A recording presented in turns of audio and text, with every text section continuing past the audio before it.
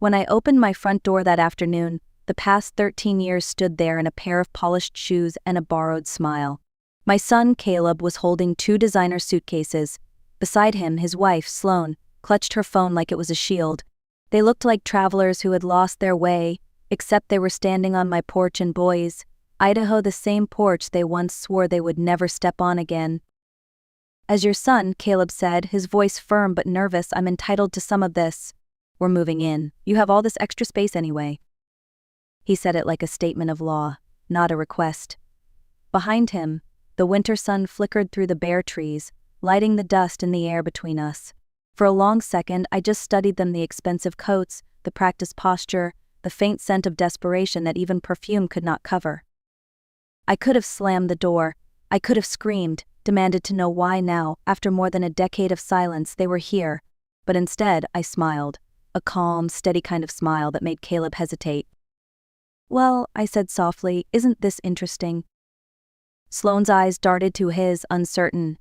Caleb opened his mouth to speak again, but I lifted a hand, the same way I used to when he was 5 and drawing on my walls with markers. "Come in," I said. "Let's talk about family." He looked relieved. He shouldn't have been. Because that was the moment my story stopped being about heartbreak and started being about boundaries. This is the story of how my estranged son returned after 13 years only when I became a millionaire. Stay until the end and don't forget to like, share, and subscribe. My name is June Mercer. I'm 62 years old, and for most of my life, I believed that being a good mother meant giving without limits. I worked as a librarian at the small public library in Boise for almost 30 years. I raised Caleb on my own after his father passed away when he was 12. Back then we shared everything: books, pancakes on Sunday mornings, and dreams that felt big enough to fill the sky. But when Caleb turned 22, something changed. He said he wanted to make his own name, to escape the small-town life that made him feel ordinary. He told me, with the cold confidence of someone trying to prove himself, that successful people didn't cling to their past. I was his past, and then he was gone. For years, my mailbox stayed empty. Holidays passed like quiet ghosts. I sent letters that came back unopened.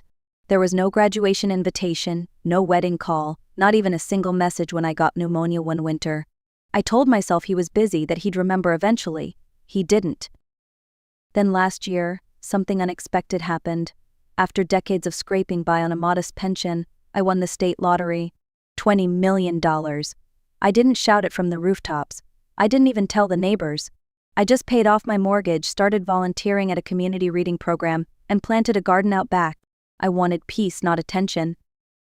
But money has a strange way of calling people home, especially the ones who left you behind. When Caleb showed up with Sloane and those suitcases, I realized he hadn't returned for me. He'd returned for the number in my bank account. I stepped aside, letting them walk in. The sound of their shoes against my wooden floor felt louder than it should have, like each step carried 13 years of distance. The house was quiet except for the soft ticking of the grandfather clock. Caleb paused in the hallway, glancing at the framed photographs on the wall. They all stopped at the same point in time: his college graduation, the last moment we had smiled in the same picture. Sloane followed his gaze, her expression polite but detached, like a guest inspecting a rental property. "This place is smaller than I expected," she said, running a hand along the banister. "Cozy?" Cozy. That word stung more than it should have. I had spent decades paying off this house, one overtime shift at a time. Every room held a story: the kitchen where Caleb learned to make scrambled eggs, the porch where I read to him on summer nights. To her, it was just square footage. Caleb's eyes swept across the furniture, as if mentally appraising it. I wondered if he was calculating what it might sell for. "Sit," I said finally, gesturing to the sofa. It surprised me how naturally the command came out. For the first time in years, he obeyed without question. I took my place in the armchair opposite them, a comfortable distance between us. "Well," I said quietly, folding my hands in my lap, "let's catch up. Tell me, Caleb, what brings you home after 13 years of silence?" The question hung in the air like smoke. He didn't have an answer, not yet. But I could see it written all over his face. Money had opened the door that love could not. Sloane was the first to speak.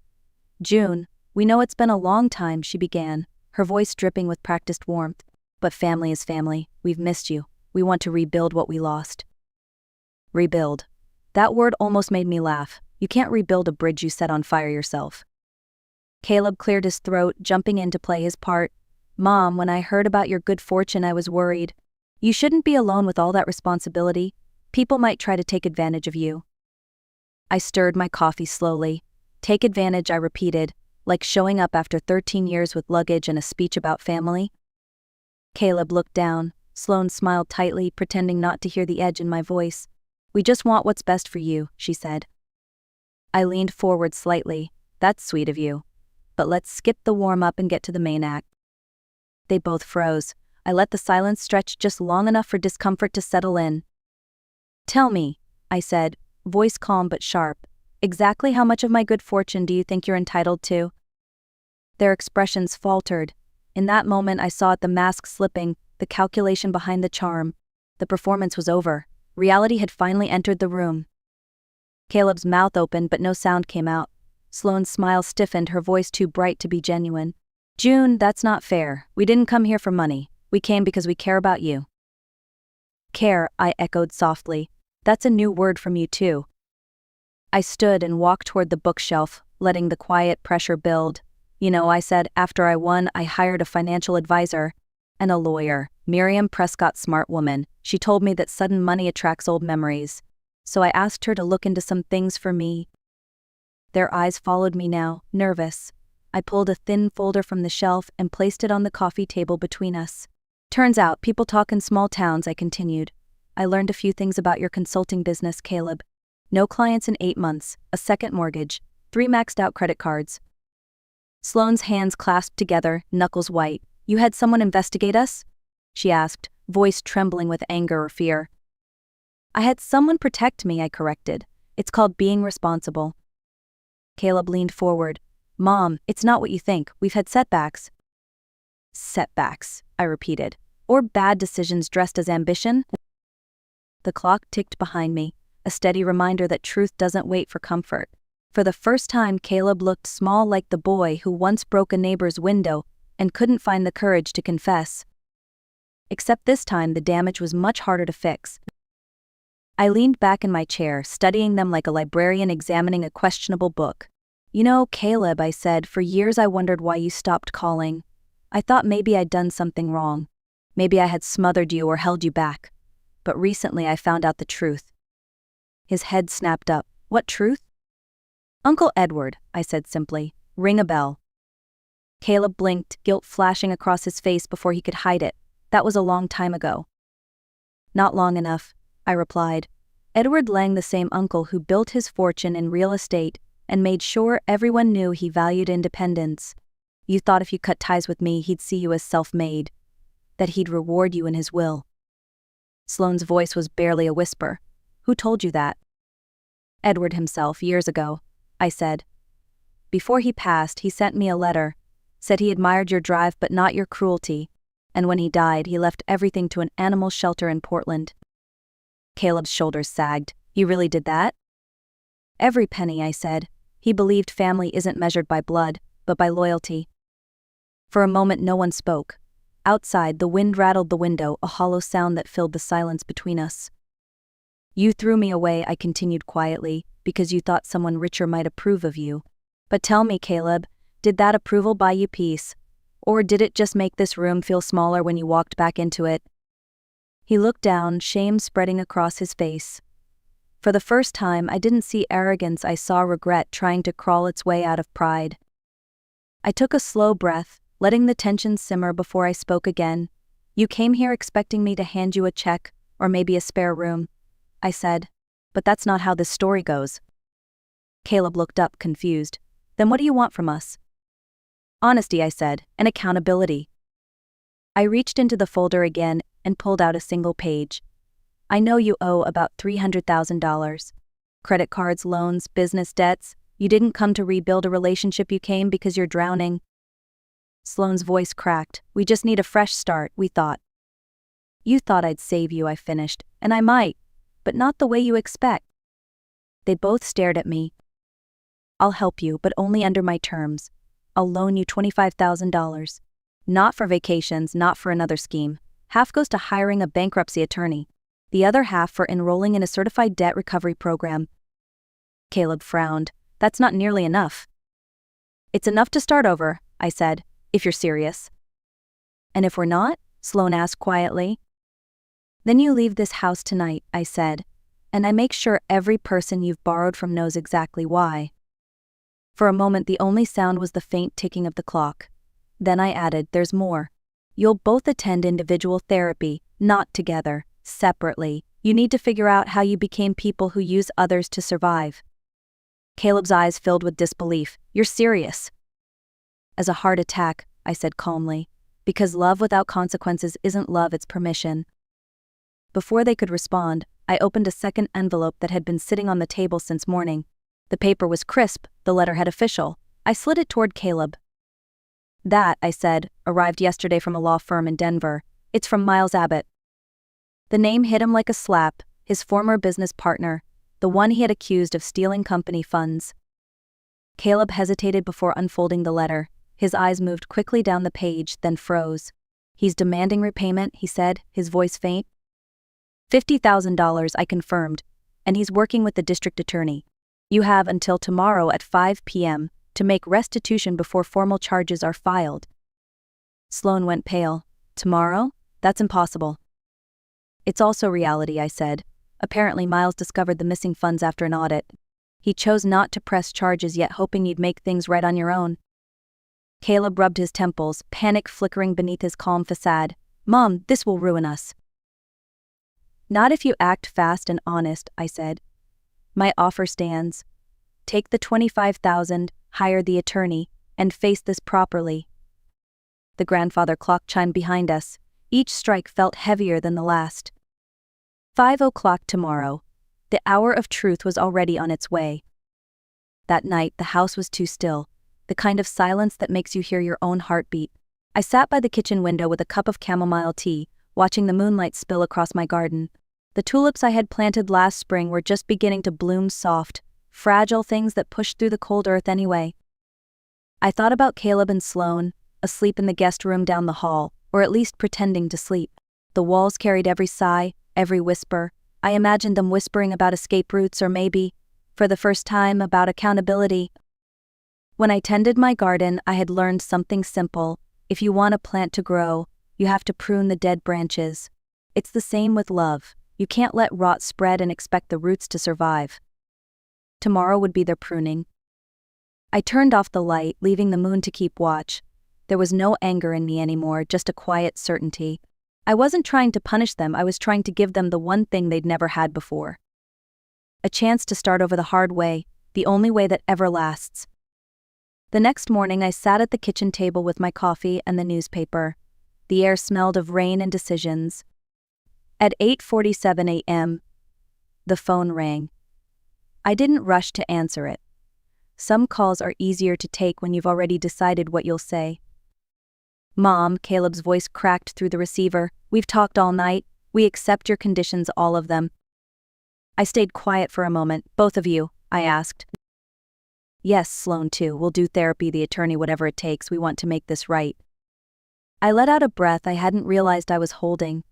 Before I make any calls or transfer a single dollar, I want an honest answer. Okay, he said softly. If I hadn't won the lottery, I asked, if I were still the same mother living on a librarian's pension, would you have called me? The pause on the line was long enough to measure in heartbeats. No, he said finally, probably not. I was too proud, too ashamed. It hurt, but the truth always does before it heals. Thank you, I said quietly. That's all I needed to hear. I took another sip of my coffee, steady now. Caleb, I added, I forgive you. But forgiveness isn't trust. Trust has to be earned day by day, choice by choice. I understand, he said. For your sake, I replied, I hope you do. The next few weeks unfolded like slow medicine. Caleb met with the bankruptcy attorney Miriam recommended, signing papers that made his pride shrink to human size. Sloan started therapy first, then found a job at a small bakery on the edge of town. The woman who once measured life in brand names now spent mornings dusted in flour and sugar. Caleb took contract work fixing databases for local schools. It wasn't glamorous, but it was honest. Every month, he sent me an update, proof of payments, counseling receipts, quiet progress. My sister Lydia checked in often, making sure I wasn't slipping into old habits of rescuing too easily. "You can love someone," she said, "without cleaning up their mess." She was right. Watching them rebuild from the ground up was harder than writing a check, but infinitely more rewarding. It wasn't revenge, it was responsibility finally landing where it belonged. 2 years passed, quiet but steady, like a river smoothing out sharp stones. Caleb paid back every dollar he owed to Miles, to relatives, even to Sloane's parents. He never asked for more help, he simply kept working until the numbers matched his apology. Sloane surprised everyone, including herself. The bakery job turned into a full-time position, and she discovered she was good at running things when she wasn't chasing shortcuts.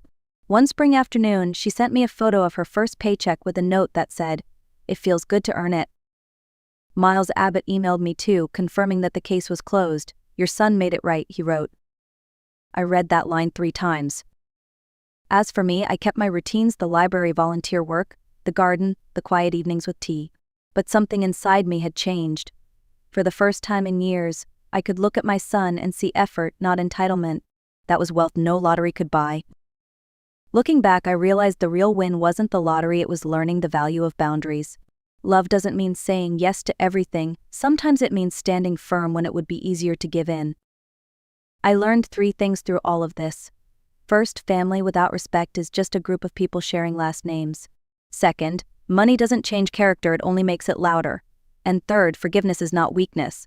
It's strength with its sleeves rolled up. If you've ever been hurt by someone you love, remember this: you can forgive them without reopening the door. Some people need to rebuild from the outside before they're ready to walk back in. If you ever find yourself in a situation like mine, sudden money, sudden visitors, here's what I learned the hard way. First, hire professionals before making promises. A lawyer and a financial advisor can protect both your wallet and your peace of mind. Second, separate your emotions from your accounts. Love isn't a bank transaction. Third, put every agreement in writing. Clarity protects relationships more than generosity ever will. Fourth, don't let guilt become your currency. You don't owe anyone a lifestyle upgrade because you worked hard or got lucky. And finally, if someone wants to come back into your life, make sure they're coming for you, not what you have. Money tests people, but it also reveals truth. If you listen carefully, it tells you who was genuine all along. One evening, as the sun dipped behind the hills, I walked through my garden with a cup of tea. The tulips were taller now, bright against the fading light. I stopped by the porch and looked at 2 framed photos on the table, one of Caleb at his college graduation, and another taken just a month ago, him standing beside me, smiling honestly for the first time in years. The past was still there in both pictures, but it no longer hurt to see it. It simply reminded me how far we'd all come. Some stories end with payback. Mine ended with peace. I didn't win by being richer. I won by learning that the most valuable inheritance we can give or receive is accountability. Thank you for staying with me until the end of my story. If you've ever faced a moment where love and boundaries collided, I'd love to hear how you handled it. Share your experience in the comments. Your voice might help someone else find courage today. If this story spoke to you, don't forget to like, share, and subscribe to the channel. We read every story, every comment. This is June Mercer, and this was my truth. Until next time, take care of your peace, it's worth more than any fortune.